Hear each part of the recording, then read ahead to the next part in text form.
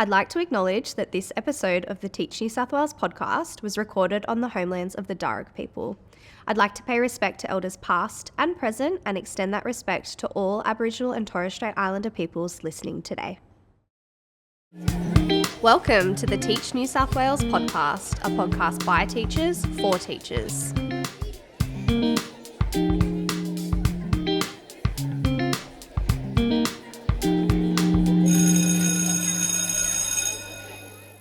Welcome back to another episode of the Teach New South Wales podcast. Today we're very excited to be joined by Raph. Welcome, Raph, to the couch. Thank you. Raph is a PDHPE teacher as well as a head teacher of teaching and learning in a New South Wales public school on the homelands of the Darug people.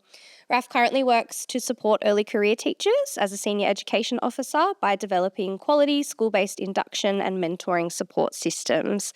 And today Raph joins us on the couch to talk all about the importance of filling your cup. So we're really excited today to talk all things keeping your cup full. So I'm really excited to be here. Very what an excited to hear from amazing you. topic to be talking about and something that teachers definitely need to be looking at. So thank you for inviting me. You're so welcome. Well, we love to kick off the episode, myself and Siobhan, with a nice little icebreaker. So what is a random fact about yourself that most people don't know? Oh, goodness. We're throwing the big hitters straight away. As girly as I probably look right now, I am a massive tomboy and I do prefer to be in my tracky dacks on the couch or playing sport if my knees will hold out. Yeah. I love to do stuff around the house and if I have a few days off, I'll be painting or I'll be... Great. I once fell off a wall at home trying to chainsaw something. Wow. Yeah. We might see you on an episode of The Block or something. Yeah, no. Stardom's not for me. So the next one we have for you, what is one go-to item that you'd recommend a teacher packs on their first casual day? I think probably really important to have a toolkit in your pocket of resources that you use regularly and have them ready to go as well. I sometimes think a spare pair of shoes, a different type of shoe, is also really useful to pack in your little teaching bag. And no doubt the primary school teachers will probably also say a hat. Yeah, a hat and a whistle. There's no one listening that hasn't heard another episode that doesn't know about my passion for having a whistle on hand. Oh, that's right at my heart. Yeah, that's a teacher. I've always got a whistle around my neck. You can do lots of things with a whistle. Oh, absolutely. It's multifaceted. Definitely. But I think having your own access to your own stationery as well is really wonderful. And we're such advocates here for the Universal Resource Hub as well. So I think as having your approval to teach with the Department of Education, working as a casual teacher in our system, you have access to those high quality evidence-based resources that are designed by teachers for teachers. So we're so fortunate, I suppose, in the sense of casual teaching now was quite different to when I started casual teaching. Yep. So it's really cool to see how it's the progression of our system. Yeah, we're and really the support that we have. Great resources out there. Absolutely. I would also say having a fluoro vest. Yeah, have your own. Yeah, they're often in the classrooms anyways as an emergency procedure, but I find bringing my own is, handy to have in the bag as well. Yeah, that's definitely some good advice. And a good water bottle. Good water bottle. Get one of those massive water bottles that look like you can't fit them in the car. Get one of those. Yes. I would agree with that definitely because you'll need one for the day. We'd like to hear now a bit more about you on, the teacher side of things. Can you talk us through how you started your career as a teacher? And perhaps it would be interesting for you to reflect on your time as a beginning teacher in comparison to what you do now. Yeah. Really interesting. Absolutely. Jump in the time machine. It's funny you say that because I actually did reflect on that coming into this. I thought, reflection is something that is a really important, valuable tool as a teacher. And I thought, why not? I'm going to reflect myself. But let's start from the very beginning. At school, I had some amazing teachers, and I think that's the story of most teachers is that they have amazing teachers that springboard them into the profession. But more than that, I really felt a passion for doing something that I loved and valued and could truly believe in, and teaching was that for me. PE teaching is where I headed because I personally felt like that was a great way to connect with young people. There's nothing like running around in the playground outside, with kids and to pull down all their walls. It's a great opportunity when you're playing sport to have people have really quick wins. And that's a great opportunity then to speak to those young people about other things that are going on in their life. So connecting is a big deal in PE, and that's why I chose PE. Did you have a sporting side to you that I maybe did.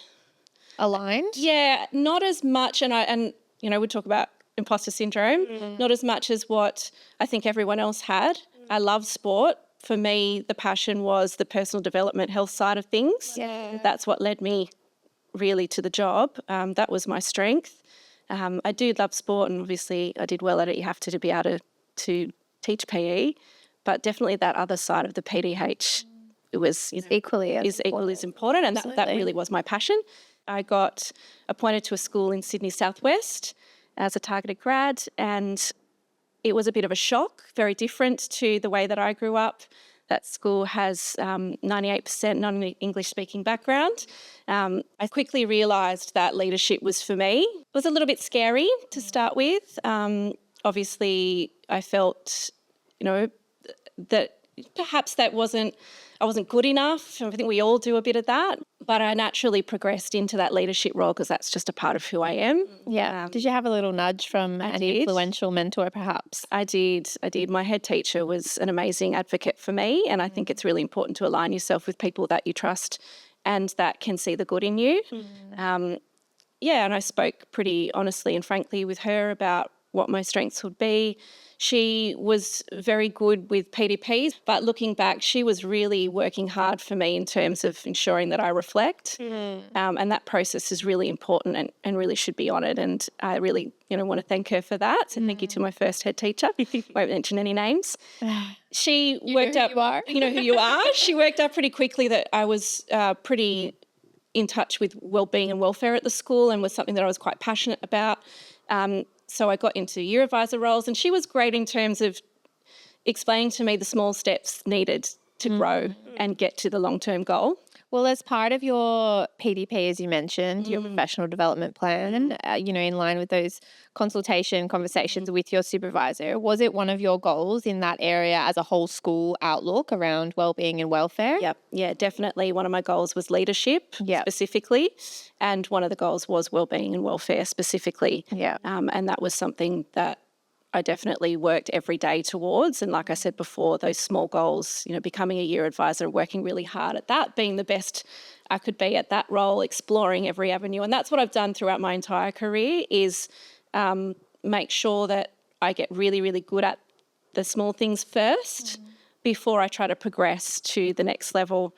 I think that's really important. Well, it's a common piece of advice that I've received throughout my career, and speaking with current leaders, around not perfecting, but mastery of that craft at the, in the position that you are at the time before taking that next step, because in turn, all of our next steps in education look to supporting those who are in our previous role. That's right. So, if you're a head teacher or an assistant principal, for example, you're providing that support to your stage or your grade or your faculty along, their different key parts of their journey, whether they're a BT or a more experienced teacher. So you need to support them in those differentiated manners, I suppose. Yeah, and I think true empathy comes from experiencing something as well. I think that's a very important part of being a leader in a school, because the things that people, particularly beginning teachers, experience are big feelings, and it really helps to have felt that big feeling and truly empathise with how it feels to be there. Yeah. Have you felt that mentorship that you received from these notable head teachers, for example, have influenced the way that you mentor a beginning teacher yourself? Definitely. And I think it's important not to carbon copy those who have mentored you and to spin it with your own style. But definitely, I think the mentors that I've had at the school that I was at, they made sure that if there was a meeting, they stuck to it. They were very dedicated and committed to me, and made me feel like I was the most important person in the room at the time, and they rarely cancelled on me. It was really important to them that they looked They up made to you me. a priority. Yeah, they made me a priority. Yeah. That's interesting. And you touched on the PDP process before and how you came to find true value in that. It actually made me think about my first ever PDP meeting as a beginning teacher. And it was, you kind of didn't know what to expect, or it felt a little bit confronting. And sometimes the questions for me did give me a chance to reflect and actually think about setting meaningful goals, because sometimes, you set a goal that could be in line with curriculum or classroom management or something like that. But having a valuable mentor to sit down with you and know what do you really want for yourself and your career was really powerful to me. So yeah, I think calling out that it is a valuable process and one that people should, tap into and be open to, because it's about you and your professional growth and how that in turn will also influence and impact your students too. So And it's not dissimilar to what you experience on your professional placement as well, your professional experience, because you go into that identifying your strengths and your opportunities for growth as well. And you have those open and honest conversations with your supervising mentor at the time. That's right. And it's really like your PDP is just a flow on of that. It's just a growth opportunity throughout your career, and also an opportunity to have those conversations around where to next if you have an area of interest. For me, I had an area of interest in supporting high potential and gifted education students. So that was an opportunity for me to showcase that I'd like to develop in that area. I'd like to, access professional learning opportunities. What's out there? How can I support my professional growth in that space to, in turn, cater for the students I have in my class? definitely. Now that we're in our reflection mode. Yes, that's right. For you, I know you work a lot with our beginning and early career teachers. What are some common themes that you've noticed amongst them as they transition into their first full-time role? Because I was speaking myself, PDP, first full-time role, didn't know what to expect. What are some common themes that you've observed amongst them? Yeah, I think, and I want everyone who's a beginning teacher to understand it's completely normal to feel overwhelmed. I think that's the first feeling that comes to mind, is feeling overwhelmed. You're very excited about what you're about to do. You have a high level of social and emotional intelligence. You're really tapping into that side of yourself that you want to help. You want to help young people. You're doing a job that you really believe in, that you really value. You're going to change people's lives. You come in with that in the back of your head, and then when you start, you quickly realise that there are some difficulties. Piecing it all together. Piecing it all together. Where do I fit now in the reality? And you also feel, a lot of beginning teachers have spoken to me about feeling like they're 10 steps behind, which is also a very normal feeling. And talking about reflection is really important. I think we need to, when we speak to our beginning teachers, understand that, or reiterate that it's really important that you grow slowly, that you celebrate your small wins, because you're not going to be perfect straight away. We like to talk about that small incremental change that you can make, because not taking on, and look, I'm very guilty of this myself as a beginning teacher, trying to change the world, overnight, essentially. And I think sometimes like taking a step back and realizing that like 1% change is more valuable over time than you, trying to do everything 100%. Like an octopus, I used to say. I only actually have two hands, a certain amount of hours in the day.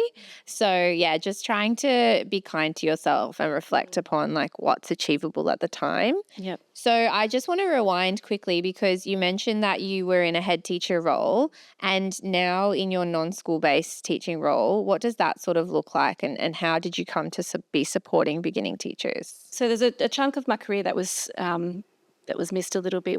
I looked at secondary studies for a little while, and when I was head teacher secondary studies, I had a pivotal role in looking after the beginning teachers in my school. I looked after induction and mentoring of those beginning teachers, and I absolutely loved that role.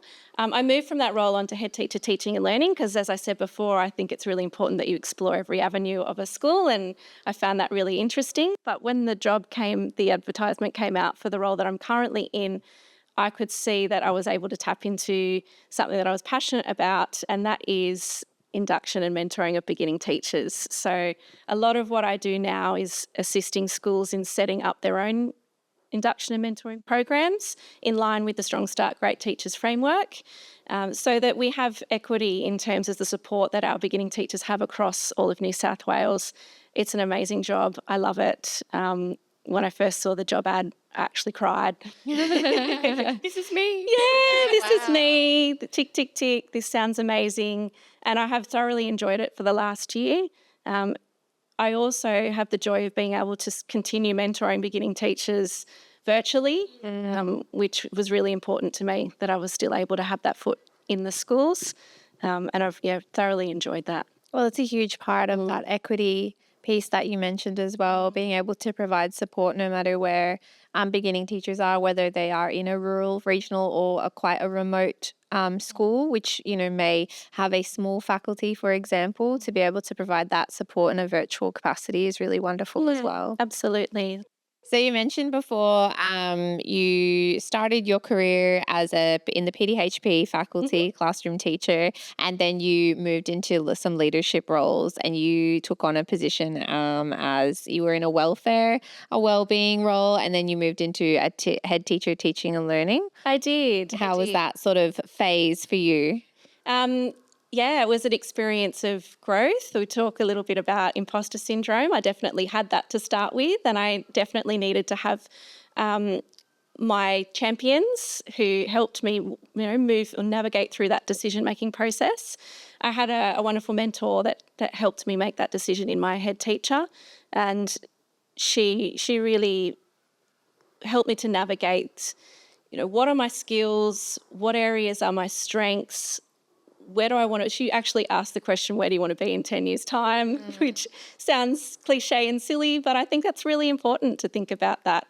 And then I made it a priority to ensure that I jumped into everything I possibly could in terms of, I wasn't surviving, I was thriving at the time. I had well and truly settled into school and felt really confident about what I was doing.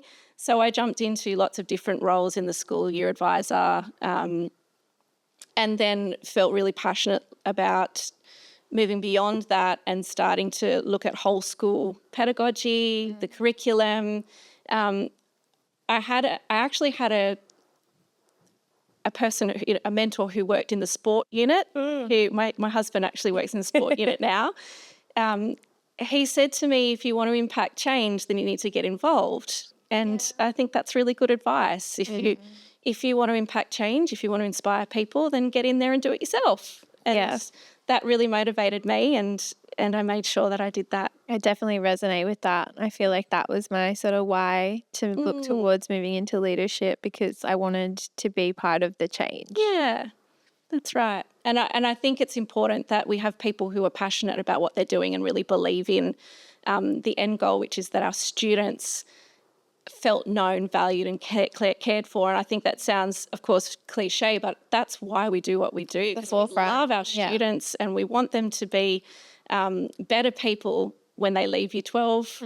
We want them to feel confident about themselves. We want them to reach their capacity and empowered to take on the world when they leave. And a huge part of that, for some of them, they don't have that at home. So a huge part of that is us instilling that in them. Absolutely. And we're their person. So, what a privilege.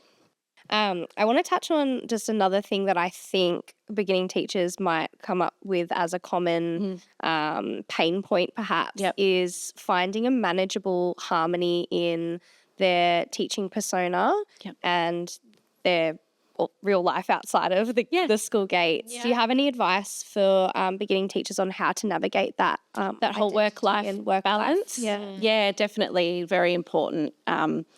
There's many areas that they can cover to help support that, and I think one of them is creating some really healthy boundaries. If you create boundaries at school, it means that your life outside of school will be a lot easier. It won't flow over as much. I think saying no, the power of saying no is really important. No, it's a full sentence. No, that's correct. I've always felt, as I've gone through my career, I've learnt how to say no. No is something that I'm a massive people pleaser. No is something that was very strange to me when I first started. What do you mean no? It's my job. But I have learnt to ask a couple of questions before I say yes to something. And also before I do that, it's to ask permission to take a minute. If an executive asks me to do something, it's okay to let that executive know that you might need a bit of time. Can I please have, a 24 hours? I just need to speak to my mentor about this. Yeah. Thank you so much for that opportunity. Yeah, that's right. I just need a minute to think about it. Just a minute to think. And then once you've got that time, in that time ask yourself, am I surviving or am I thriving? And if the answer is that I'm surviving, then you probably should be saying no.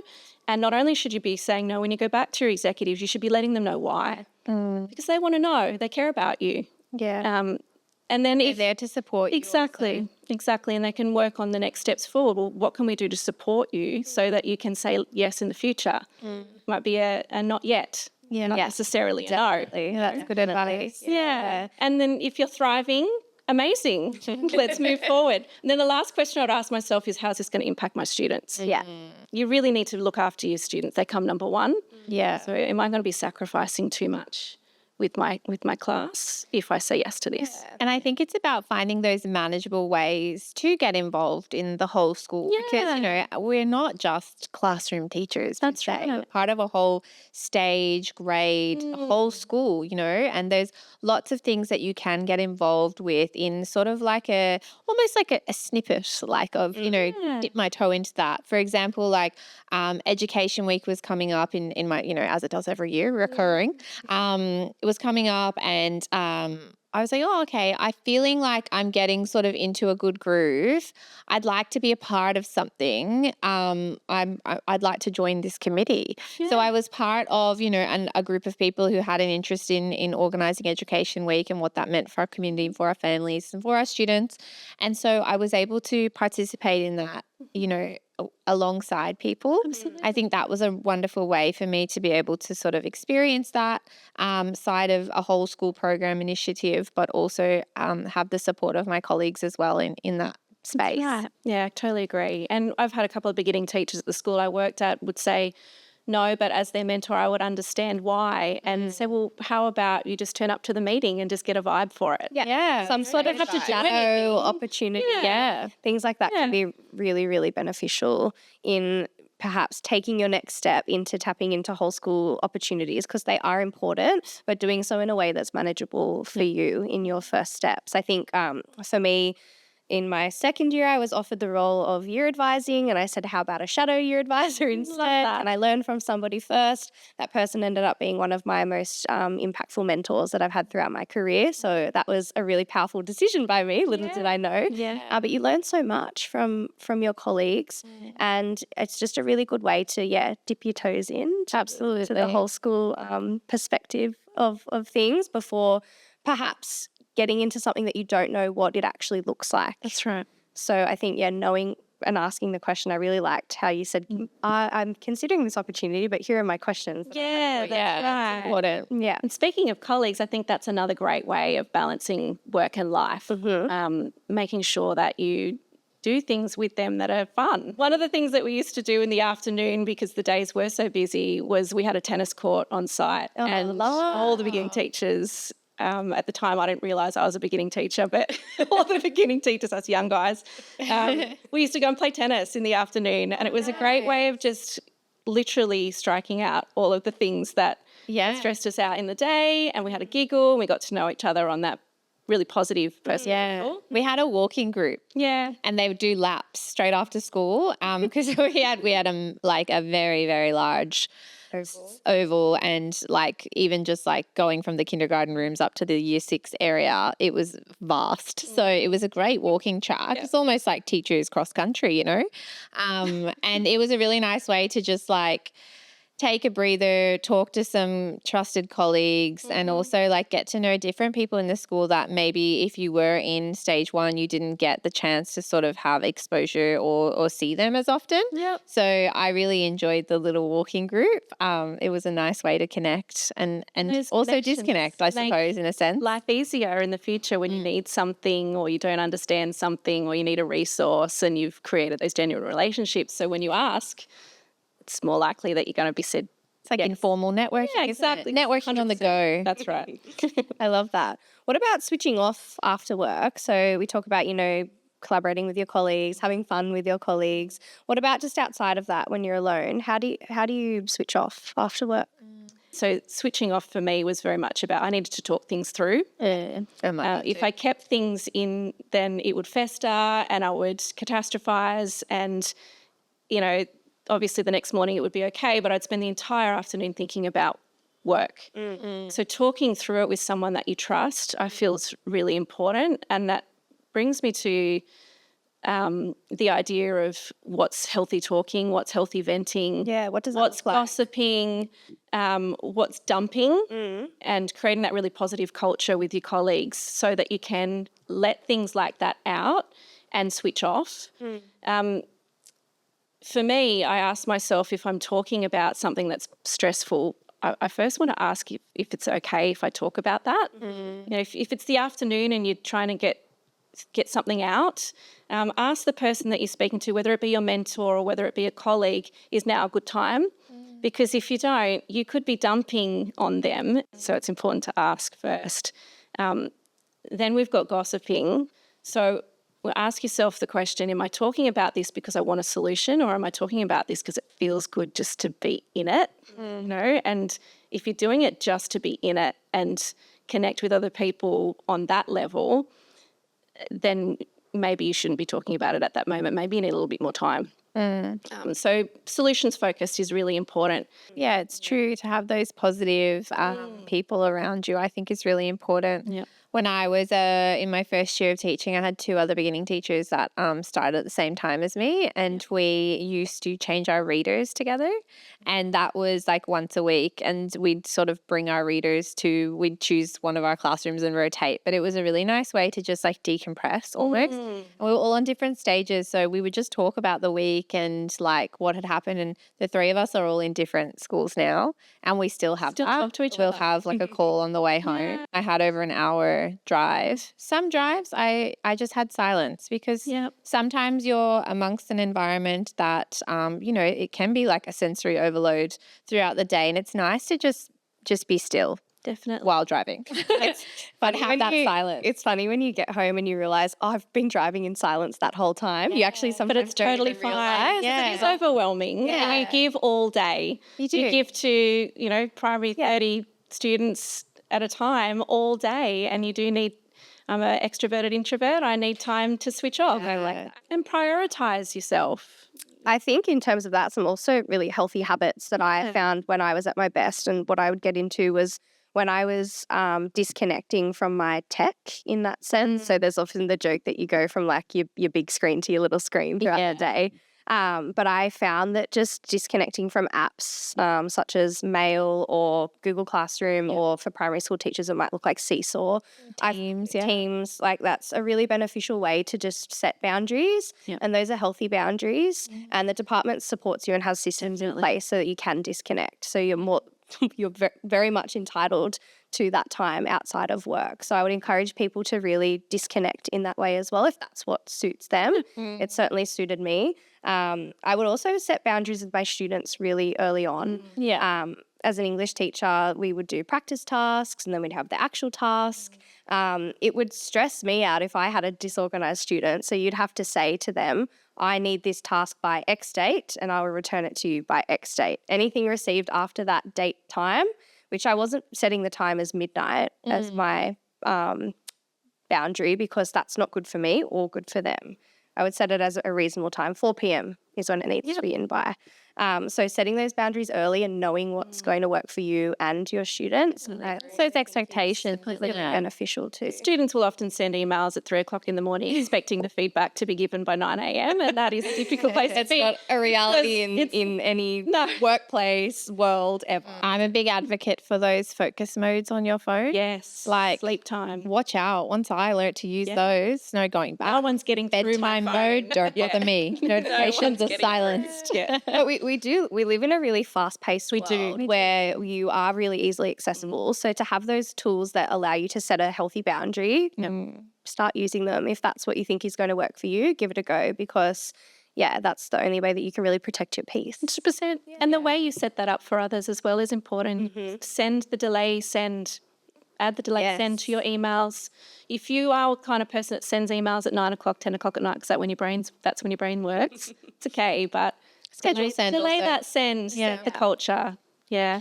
So I think like as a beginning teacher, trying to navigate, we're given a lot of autonomy in our role, which is a wonderful One of the joys of the profession, really. Absolutely, and the joy of creativity that you can have with the content and the outcomes that you deliver. What sort of like, a manageable way, what strategies would you have in place navigating that autonomy, I suppose, specifically very early on in your career?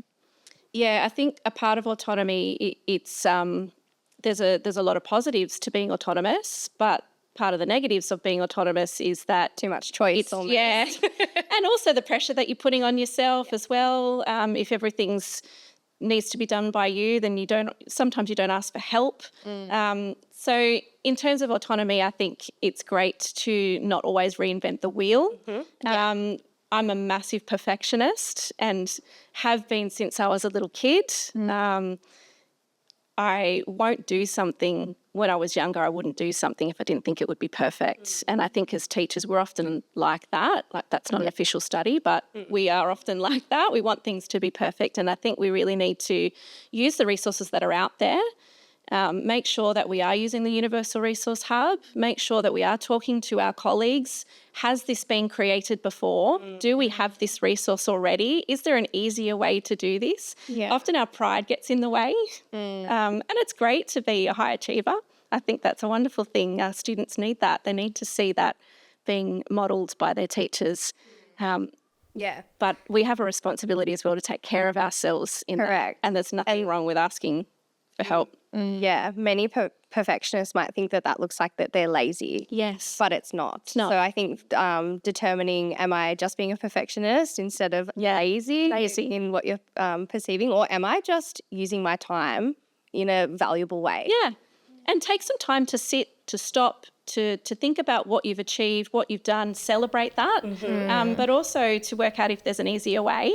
And that reflection, I think my motto is reflect, not perfect. Love that. I think it's really important to take that time to reflect on what am I doing? Is this the easiest way of doing it? Or am I just being am I in my head? Am I being proud? Am I trying to make this perfect? When we think about managing those tendencies, for example, there's a range of support available inside those school gates, however, also outside those school gates. So are you happy to chat about that and what that looks like inside versus outside? Absolutely. I'd love to. That's a part of what I do and what I love. Schools are wonderful places because of the support they provide. And the reason I stayed at the school I was at for so long was because of the people there. And there are a lot of support services that schools provide for you to make you feel not only supported but a part of a family. And I really encourage beginning teachers to talk to everyone they can in a school, get to know everyone that they can, and find someone that really aligns with their morals and their values and who they are and what they want to be in terms of a teacher. If they see someone that looks like who you want to be in 10 years, align yourself with that person, talk to them, ask them, could you be my mentor? And have a conversation with them and, ask for help.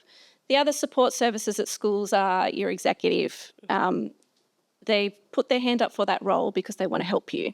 And it's not a failure to walk into your deputy or your assistant principal or even your principal's office and ask for help. In fact, they encourage that. And we think about our students.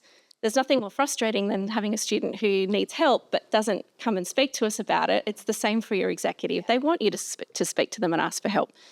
So talk to your executive, talk to your colleagues, get yourself a mentor.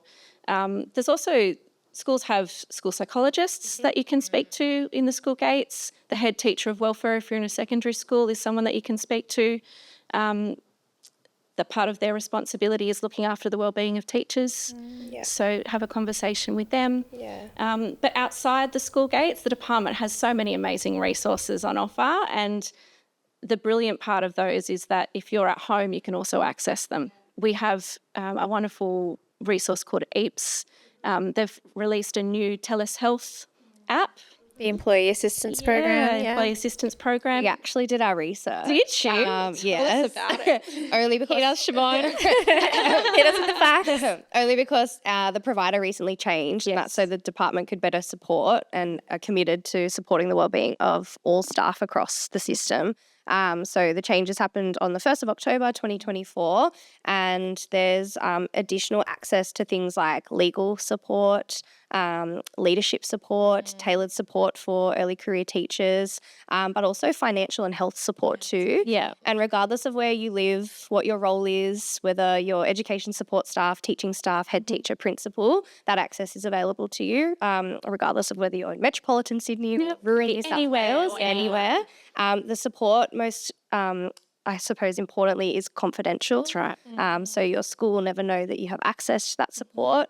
Many of the systems are available 24/7, and your family, immediate family, can actually access these services as well. So I would encourage people, I just gave it a brief surface level overview, but to jump onto the Employee Assistance Program's webpage to actually discover the full range of services, because you might be pleasantly surprised with what's available. Yeah. There's some great preventative resources as well to look after your wellbeing. Fitness passport, discounted gym memberships for yourself and immediate family as well, which is really wonderful. There's some self-paced, like I don't think they're called the modules, but programs on that, the TELUS Health app as well, that you can go through that give you some tips on diet. We're talking about cooking and looking after what you're eating on diet and exercise, and even chronic illness, I think, was one of the topics there. It's all about being well, I suppose. That's kind of the umbrella that it sits under, and being well looks like a number of things across your life. So it's different for different people as well. Right. It's about being well in your career, but being well in who you are as a person. So that support is very easily accessible. And I feel like coming out of uni into my first real adult job, when I had my profession, I'd got my degree, I was so ready, but there was a lot of sort of different types of leave. So as a beginning teacher, where can we go to figure all that out? An amazing resource for beginning teachers to work out all of that tech admin stuff is the induction checklist. It's a fantastic resource that you can find either through the Beginning Teacher Information Hub, or you can find it through the Induction Hub. That checklist has some links to information about SAP, and I think it even has a video explaining how to use SAP. Very helpful resource to go through all the nitty-gritty of your leave to make sure that you understand how to use it before it gets to the point where and your entitlements, and what you're entitled to. Absolutely. Wonderful. And the Beginning Teacher Information Hub is a place that we can go to find a number of resources, which is really beneficial, not only for you, but also for mentors as well. Yeah. So if you do have a beginning teacher at your school and you're in a mentor sort of informal or formal role, it's a great place to jump on and have a review of what's on offer to support mentors as well. Yeah, there's some wonderful information there. If you head to the Beginning Teacher Information Hub, you'll also be able to navigate your way through to the Strong Start Great Teachers induction framework. And I think it's really helpful for beginning teachers to understand that your induction isn't immediate and that it can take a really long time. It can take up to 2 years, and that's completely fine. In your first 2 years, it's all about growth and reflection, and we want to celebrate that growth, not feel like it's something that you're lacking, that you're behind everybody. You're not behind everybody, you're just new and fresh. Yeah. You've got some great ideas that you can help your mentor with, and that's why mentorship is something that I really encourage internally in schools to help. You're also working from, as a graduate, more towards your proficient That's right. teacher accreditation as well. So you're on a journey. You are on a journey, and just let that be and give yourself the grace to make mistakes. It's all a part of that journey. No one gets diamonds until you have a little bit of work. So you're a little diamond, and allow yourself to grow. You got to put the work in. You've got to make mistakes exactly the same way that your students do. Think about how you treat your students and treat yourself the same way. True. Allow yourself to make mistakes. Give yourself a scratch and sniff sticker. Exactly. Or a colleague. Or a colleague. Give them a sticker. It's very powerful advice. It is powerful advice. Speaking of colleagues, I'd love to talk about, there's an age-old saying, finding your marigolds. Are you familiar with the saying? No. Talk to me. It's where you plant, the theory is you plant yourself next to someone or something that's positively growing, and you in turn will grow in that same way as well. How can people actually seek out a marigold in that instance within a school? Great question. In terms of finding somebody that aligns with your values and your morals and is the teacher that you'd like to be. That probably would be number one. You can also ask. I mean, if you are in a really small school, sometimes it can be difficult to find that person. Just reach out, ask. Yeah. I'd love to align with you. You look like somebody that I want to be in 10 years. Yeah. Let's have lunch. When are your duties? When are my duties? Yeah. Let's pop it play in. tennis at the end of the day, Yeah. do something with them It on a doesn't- personal level. Yeah, and it doesn't always have to be somebody who's in your faculty, No. same KLA as you or same stage as you. Could be the person that actually surprises you the most. Yeah. You could be completely separate in age range, Yeah. You might think you have nothing in common, but perhaps they're the person that you have needed all this time. So Yeah. I would say seek out colleagues across Definitely. the whole school. Definitely. Don't feel that you're just restricted to your one patch. Yeah. And I suppose. think too, getting involved in the network is an important part of that, finding a marigold as well. Yeah. You're not just restricted to your school. I think sometimes we can feel quite tied to our school, and that's a great thing because they're like a little family, but it's great to also go visit the cousins on the other side of the road and have a chat with them. Look for some beginning teacher network days. There's conferences that run, have a chat with your principal and find some kind of activity that involves other beginning teachers from other schools. Your marigold might be another beginning teacher that works in a primary school if you're a secondary teacher, and you can learn a lot from each other. Absolutely. So talking about mentors, I had a wonderful mentor who was more of a formalized mentor, I suppose,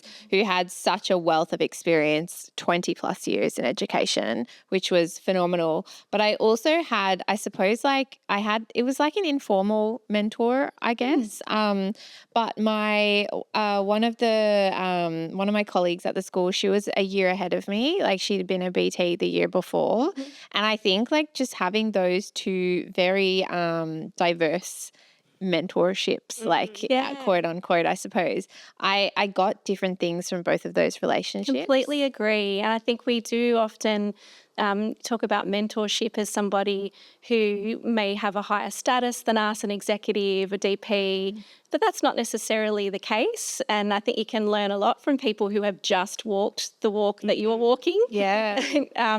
I've got a wonderful colleague that I've worked with. The beautiful woman is on maternity leave now, but we were quite close in age, and I actually taught her. She was one of my first students when I left university. She was in year 9, and so I was 23, so we weren't that far in age, and she actually became a teacher, and I supervised her, and then she actually taught at the school that I taught at, so it came full circle. But the point of that story is not that I got her to become a teacher, is that we learnt from each other. We really drew on each other's knowledge, and she had some amazing fresh ideas, a great approach to her students that I was able to pick up on, and we could exchange knowledge and collaborate on things, and just a wonderful relationship that wasn't necessarily a formal mentor and continues to be a friend of mine. And I think that that's really important to acknowledge. You need to get along with your mentor, and it doesn't necessarily have to be somebody that is in that executive, although they are wonderful because they've got some huge knowledge base. But it can be a colleague.